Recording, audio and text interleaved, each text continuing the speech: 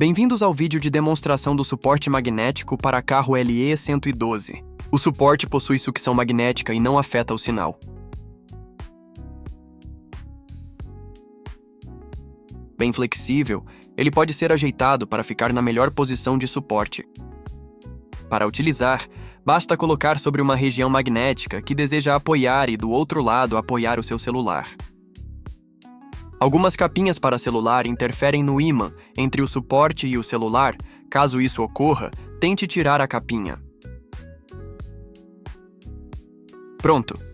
Agora você já sabe como funciona o suporte magnético LE-112. Se tiver qualquer dúvida, é só voltar o vídeo ou nos contatar pelo suporte técnico. Obrigado por assistir.